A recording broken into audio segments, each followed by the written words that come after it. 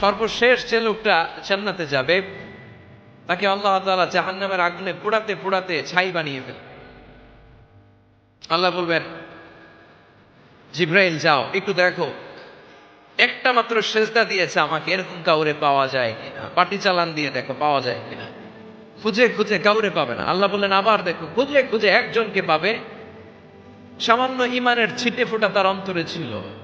আল্লাহ বলবেন, যেহেতু ছিটে ফোঁটা আছে, অনেক মায়ের খাইছে, ওকে বের করে জাহান্নাম থেকে বের করে একটা নির্ধারিত দূরত্বে রেখে দাও, রেখে দেওয়া হবে। কিন্তু জাহান্নামের আগুনের লেলিহান শিখাতে তার গা ঝলসে যাবে। সে আল্লাহর ডেকে বলবে, মাবুদ তোমার কাছে আমি কিছু চাই না, জাহান্নাম থেকে তুমি আমাকে বের করেছো, জীবন নদীর পানি তুমি আমার গায়ের মধ্যে ঢেলে দিয়েছো, আমি আবার সজীবতা ফিরে পেয়েছি। আমি তোমার কাছে জান্নাত চাই না, শুধু নিরাপদ একটা দূরত্বে আমাকে রেখে আসো, যাতে জাহান্নামের আগুন আমারে কষ্ট দিতে না পারে। আল্লাহ, আমি কিন্তু তোমার কাছে জান্নাত চাই না। কি চাই না? জান্নাত চাই না, কিন্তু জাহান্নামের আগুন আমারে কষ্ট দিচ্ছে, এতটা দূরত্বে রাখো যাতে জাহান্নামের আগুন আমার গায়ে না লাগে। আল্লাহ বললেন, ওকে রাখবো, কিন্তু আমার সাথে একটা কন্ট্রাক্টে যেতে হবে, যে এটা তোমাকে দিলে তুমি আর নতুন করে কিছু চাবা না। সে বলবে আমি রাজি, কন্ট্রাক্ট হয়ে যাবে।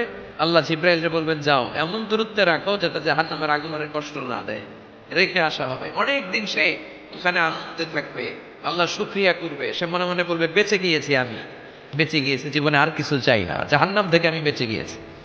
অনেকদিন থাকার পরে মনে মনে ভাববে, বাইসা তো গেছি, কিন্তু নতুন করে একটু ট্রাই করে দেখি, জাহান্নামের সৌন্দর্যের দৃশ্য একটু চোখ দিয়ে অবলোকন করা যায়। সে আল্লাহরে ডেকে বলবে, আল্লাহ ইনদি সোয়াল, আমার একটা ফরিয়াদ আছে। কি ফরিয়াদ? আল্লাহ আগেই বলে রাখি, আমি কিন্তু জান্নাতে যেতে চাই না। আল্লাহ বলবেন, কি চাও?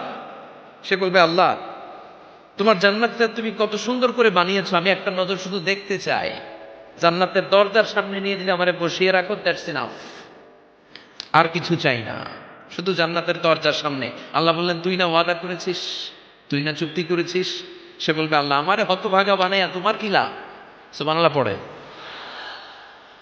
আমারে তুমি হতভাগা বানিও না। আল্লাহ বলে, ঠিক আছে, আবার সিগনেচার কর, জান্নাতের দরজার সামনে বসিয়ে দিলে আর কিছু চাবি না। সে সিগনেচার করে বলে, আমি চাবো না।